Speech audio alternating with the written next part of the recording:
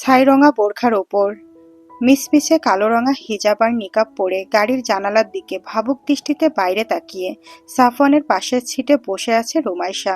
Safwan driving করছে। রুমাইশার মনটা একদম ভালো নেই। সাফওয়ান আজ সকালে সমস্ত পরিস্থিতির বর্ণনা দিয়েছে ওকে, এমনকি দেশ ছাড়ার জন্য ওর পাসপোর্টও রেডি। অথচ কিছুই ওকে আগে জানানো হয়নি।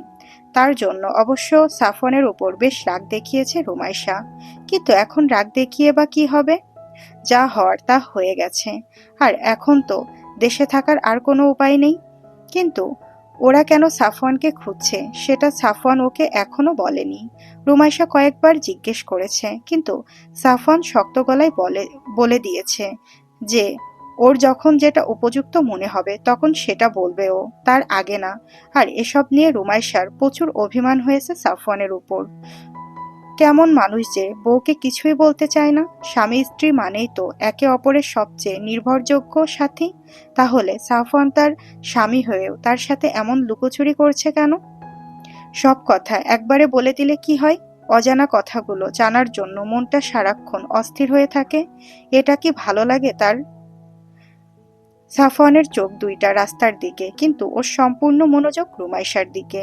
রিমু যে তার উপর খুব অভিমান করে আছে সেটা সে বুঝছে, কিন্তু কিছু করার নেই ওর।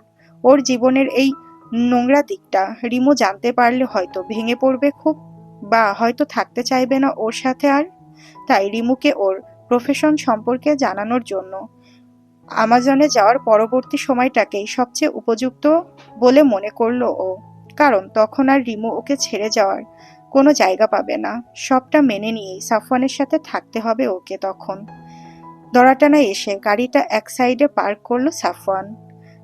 কলেজে না গিয়ে এইখানে গাড়ি পার্ক করায় রুমাইশা একটু বিস্মিত হলো, কিন্তু সেটা প্রকাশ করলো না।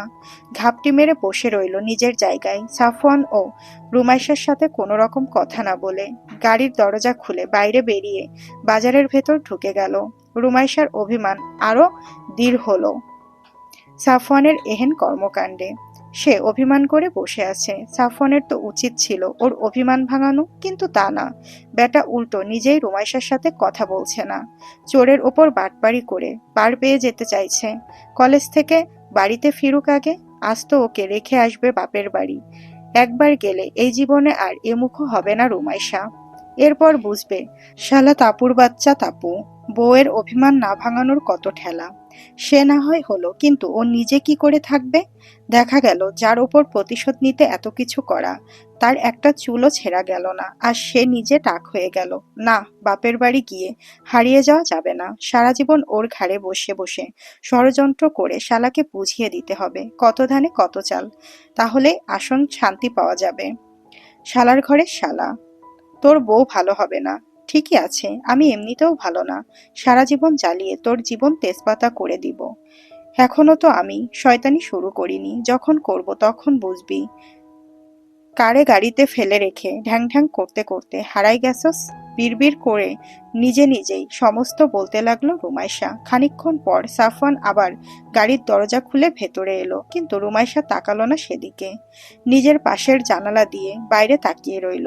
সাফওয়ান একবার রুমাইশার দৃষ্টি আকর্ষণের জন্য গলা খাকারি দিল, কিন্তু তাতে কাজ হলো না। রুমাইশা ওভাবেই ঘাড় ঘুরিয়ে পড়ে রইল। সাফওয়ান এবার উপায় না পেয়ে রুমাইশার দিকে ঝুঁকে এলো খানিকটা। জানালার গ্লাসটা তুলে দিল দুপাশেই।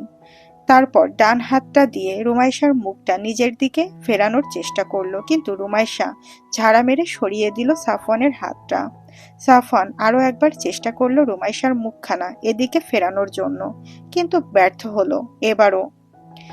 কিন্তু রকচটা সাফওয়ান আর ধৈর্যই কুলালো না। ক্ষিপ্ত গতিতে রুমাইশার হাত দুইটা খপ করে ধরে এইমাত্র বাজার থেকে রুমাইশার জন্য নিয়ে আসা আইসক্রিম আর একতোড়া গোলাপ ফুল ওর হাতের ভেতর ঠেসে দিয়ে শক্ত গলায় বলল, মোটেও তেজ দেখাবি না, এসব কিন্তু আমার একদমই ভালো লাগে না। তোকে যে কিছুই বলবো না তা তো বলিনি, বলেছি সময় হলে সবকিছু বলবো।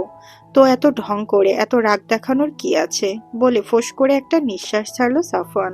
আর সাফওয়ানের এমন ধমকে ঠোঁট উল্টে কান্না এলো রুমাইশার। নেকাবের আড়ালেই ফুঁপিয়ে কেঁদে উঠল ও। সাফওয়ান বিরক্ত হয়ে ভ্রু কুঁচকে বসে রইল ওর পাশে।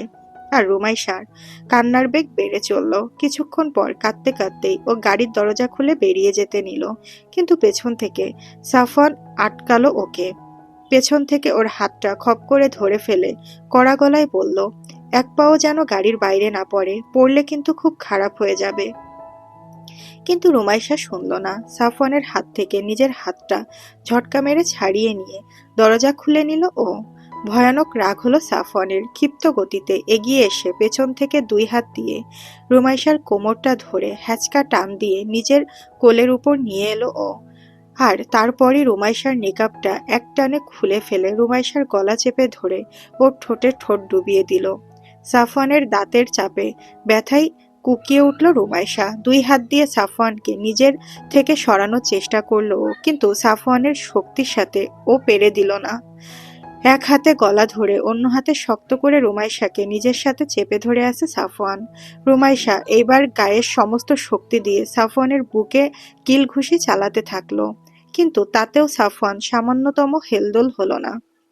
কিছুক্ষণ পর রুমাইশা ঠোঁট ছেড়ে দিল সাফওয়ান, কিন্তু নিজের থেকে দূরে যেতে দিল না ওকে। রুমাইশার মুখের কাছে মুখ রেখে ওর চোয়ালদয় হাত দিয়ে চেপে ধরে হিসহিসিয়ে বলে উঠল, তোর সাহস কত বড়, আমার কথা অমান্য করে গাড়ি থেকে নেমে যাচ্ছিস?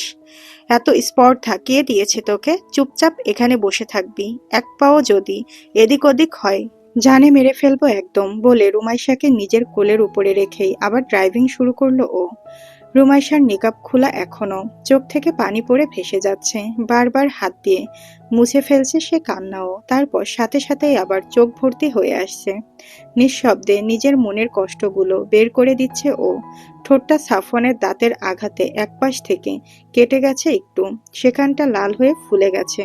সাফওয়ান দেখছে সব, কিন্তু কিছুই বলছে না, চুপচাপ ড্রাইভিং করে চলেছে। মিনিট 10 পর কলেজে এসে পৌঁছালো ওরা। কলেজের মেইন গেট দিয়ে ঢুকলো সাফওয়ান কালো রঙা মার্সিডিজ বেঞ্চটি। সবাই উৎসুক হয়ে দেখতে লাগলো সাফওয়ানের নজর কাড়া গাড়িটা। আর ওর ডিপার্টমেন্টের ছেলে মেয়েগুলো জেনে গেল আজ সাফওয়ান স্যার ক্লাস টেস্ট নিবেন সশরীরে। পার্কিং লটে গিয়ে গাড়ি পার্ক করলো সাফওয়ান। রুমাইশা সাফওয়ানের কোলের ভেতর বসারত অবস্থায় চোখ দুইটা ভালো করে মুছে নেকাব দিয়ে আবার নিজের মুখটা ঢেকে নিল। কলেজে ঢুকে প্রথমেই ইংলিশ ডিপার্টমেন্টের বিল্ডিং।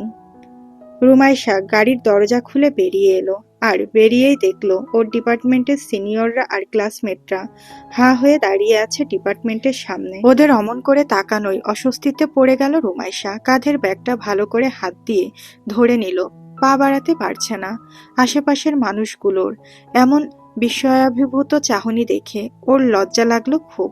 মাথা নিচু করে হেঁটে ডেপটের যাওয়ার সিদ্ধান্ত নিল ও। পেছন থেকে তখন সাফওয়ান বেরিয়ে এলো, জিন্সের প্যান্টের সাথে কালো রঙা পাঞ্জাবি পরনে ওর। পাঞ্জাবির হাতাটা কনুই পর্যন্ত গুটিয়ে রাখা। এখন ওর শরীরের সাপের আবরণটা অনেকখানি ইনভিজুয়াল হয়ে গেছে, আর বাকি যেটুকু আছে সেটুকু ওর শরীরের লোপের কারণে ঢাকা পড়ে গেছে। চোখে ব্ল্যাক কালারের গগলস আর মুখে মাস্ক পরে আছে ও। চুলগুলো কুইফ স্টাইলে উপরের দিকে ওঠানো। ঘুরে এসে ও দাঁড়ালো রুমাইশার পাশে, ইয়া লম্বা সাফওয়ানের পাশে। রুমাইশাকে পুচকে দেখালো একদম। সাফওয়ান এসে গম্ভীর গলায় বলে উঠল, শেকড় গজিয়েছে নাকি? যাচ্ছিস না কেন? কোলে করে দিয়ে আসতে হবে নাকি তোকে এখন? সাফওয়ানের কথায় রুমাইশা একবার কটমটে দৃষ্টিতে তাকালো ওর দিকে, আর তারপর মুখ ঝামটা মেরে গটগট পায়ে হেঁটে চলল নিজের ডিপার্টমেন্টের দিকে। আর সাফওয়ান রুমাইশার যাওয়ার দিকে কিছুক্ষণ তাকিয়ে থেকে নিজের ডিপার্টমেন্টের অফিস রুমের দিকে এগোলো। এদিকে রুমাইশা ডেপটে পৌঁছাতেই ওর ক্লাসমেটরা মৌমাছির মতো ছেঁকে ধরল ওকে।